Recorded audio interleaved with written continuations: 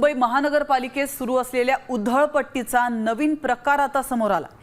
पदाधिकाऱ्यांसाठी नव्या Innova Crysta गाड्या खरेदी करण्याचा प्रस्ताव तयार करण्यात आलाय। हा प्रस्ताव लवकरच महानगरपालिका आयुक्त अश्विनी भिडे यांच्याकडे मंजुरीसाठी पाठवला जाणार आहे। सध्या दिलेली स्कॉर्पिओ गाडी प्रवासासाठी सोयीची नसल्याने आणि त्यामुळे पाठीचा त्रास होत असल्याचं अजब कारण देत पदाधिकाऱ्यांनी ही मागणी केली आहे। त्यामुळे आता भिडे नेमका काय निर्णय घेतात, या प्रस्तावावर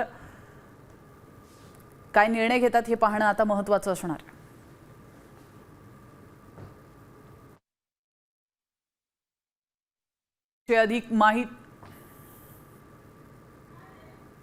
तर याविषयी अधिक माहिती देण्यासाठी आपले प्रतिनिधी गणेश कवडे आपल्या सोबत जोडले गेलेले आहेत थेट मंत्रालयाच्या बाहेरून।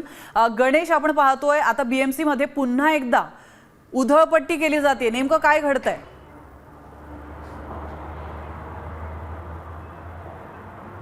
नक्कीच 4 ते 5 महिन्यापूर्वी खरं तर ही सत्ता स्थापन झाली आणि ही सत्ता स्थापन झाली त्यावेळेस खरं तर जे सभागृह नेते असतील, शिक्षण समिती असतील, आरोग्य समिती असतील, या सगळ्या प्रमुखांना आहे ते स्कॉर्पिओ गाड्या आहेत त्या देण्यात आलेल्या पाहायला मिळाल्या होत्या। मात्र ज्या पद्धतीने खरं तर या स्कॉर्पिओ गाड्या आहेत त्या देण्यात आलेल्या आहेत, या गाड्यांमुळे आहे तो त्रास होत असल्याचं सांगण्यात येतं आणि पाठीचे त्रास मोठ्या प्रमाणामध्ये होत असल्याचं देखील आहे त्या या नेत्यांकडून आहे ते सांगण्यात येतं आणि यासाठीच कुठेतरी आता स्कॉर्पिओ गाडी आहे ती देण्यात यावी या सगळ्या संदर्भातला एक प्रस्ताव देखील आहे ते सभागृह नेते गणेश खनकर यांनी तयार केलेला आहे आणि हा प्रस्ताव आहे तो आता आयुक्तांना आहे तो देण्यात येणार असल्याचं सांगितलं जात आहे। त्यामुळे अवघ्या 6 महिन्यामध्येच खरं तर या नवीन घेतलेल्या गाड्या आहेत त्या नवीन घेतलेल्या गाड्या चेंज करून आता स्कॉर्पिओ गाड्या आहेत त्या घेण्यासाठी एक नवीन प्रस्ताव आहे तो देण्यात आलेला आहे। त्यामुळे या आता इनोवा गाड्या आहेत त्या घेतल्या जातात का हे देखील पाहणं गरजेचं आहे। या प्रस्तावाला अश्विनी भिडे आहेत त्या मंजुरी देतात का हे देखील बघणं गरजेचं आहे। मात्र मुंबई महानगरपालिकेमध्ये सर्वसामान्य नागरिकांची जी पैशांची उधळण आहे ती होताना पाहायला मिळते।